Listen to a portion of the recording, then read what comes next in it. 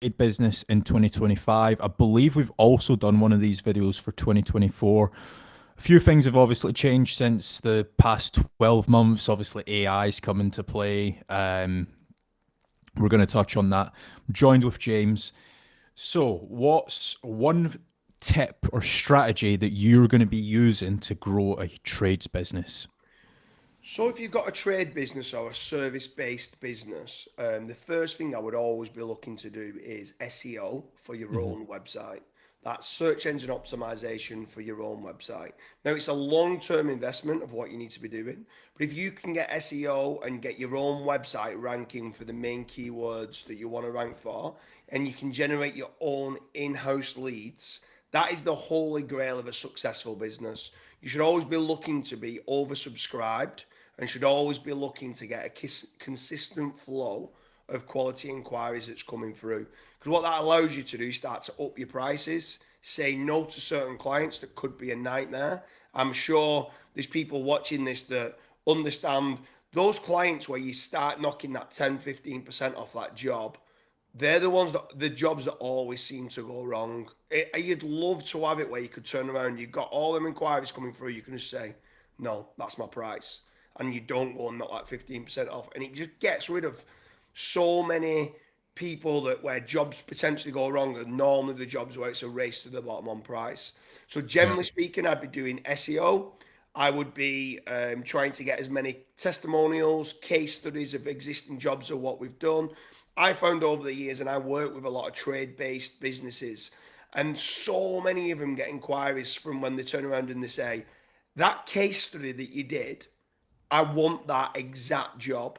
I Yeah. really like what you did. So we build playgrounds, for example, and we've had loads of schools come to us and say, we want that playground you did at St. John's, or we want that sports pitch that you did at St. Michael's. And what they end up doing is they're looking at the case study and saying, I love it, and that's what I want. It's the same then with testimonials. The testimonials then, once if you're at the 11th hour, you are up against a competitor, they're checking the reviews and testimonials. So can you go and start building up the testimonials and ranking them with SEO and building that reputation management up? So the first thing I would be doing if I'm looking to grow a trade-based business in 2025 would be SEO and ticking all the boxes for growth. I think just one thing, because you slightly touched on it, but I think that it's one of the most important things that I've personally learned from you is obviously you've got a business that installs AstroTurf. And when I first met you, I thought, oh, you install AstroTurf in people's back gardens. And you're like, no, we actually install AstroTurf in schools. And I never really understood as to why that was until we had a proper conversation on it. But for example, if you're installing AstroTurf in somebody's back garden, they're going to just be like proper on the ball, like, oh, why have you cut it this way? Why have you installed it this way? Or what are you using as the underlay?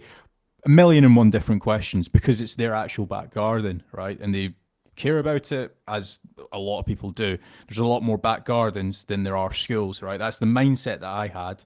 But then once you explained it and you're like, well, actually, schools, it's way easier to install a 11-a-side pitch because you just roll it out and it's done. And also another thing as well is they don't really barter that much on price because it's actually a budget allocated to the school as well. So there was all of these different intricacies that I only understood after. I was like, ah, right, okay, that makes a lot more sense. Which I think is probably a lot more. It's probably important to actually mention that to people as well. Yeah, for sure. You need to know who your perfect client is and then try and target that perfect client. So another part of it is with regards to a school, access to the area is normally a lot better. So if you Hmm. needed a digger and a dumper and you're trying to get into a garden, normally the gate might be 1 meters wide. Where Yeah. in a school, you can get straight to the area, you can get your diggers and dumpers, you can dig it out. The intricacies of the design, it's not small, things aren't in the way. You can kind of Harris fence it off at school and nobody else is there. Where when it's when it's a house, like they can hear you. You've got neighbours. You can only start at a certain time. So there's all these things that the tradespeople need to be looking at to say, who's my not only what my perfect products is, but who's my perfect customer and who's going Yeah. to be willing to spend the money that I'm willing to charge for it. And at that point, when you start to understand that and you can work it backwards from there, it's very important. And this is where my second one comes in. And this is probably even more important than SEO. And it's teaming up with a lead generation company that understands your industry.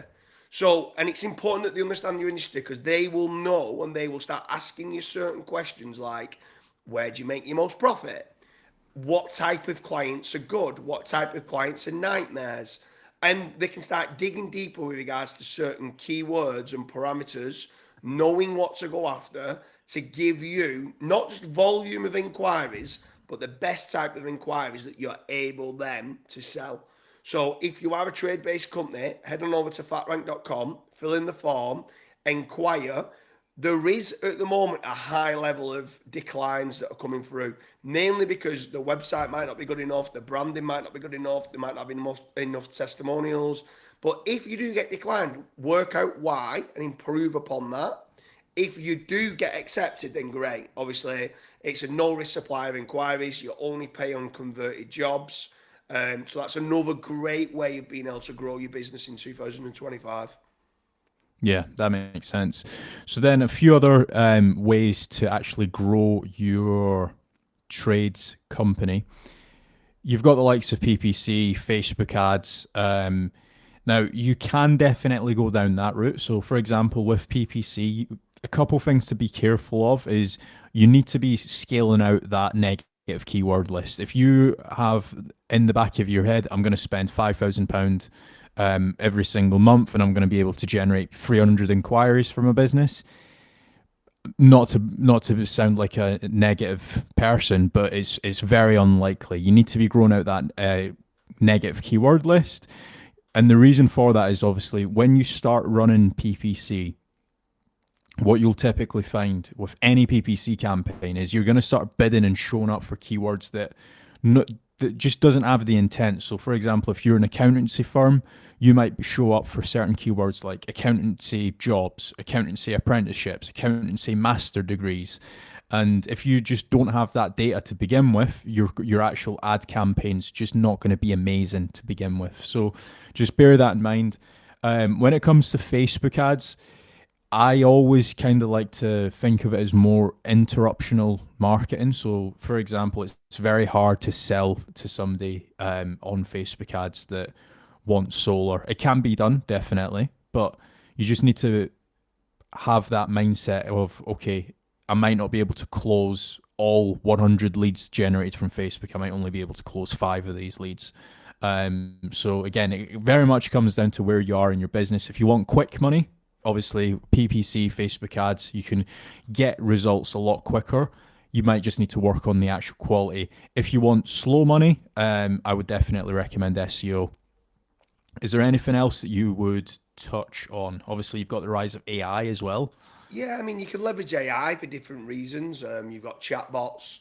You can do like email funnels with AI and stuff like that. You can help it do some of your SEO if needs be for writing content, for helping you write the case studies, as long as you prompt it correctly.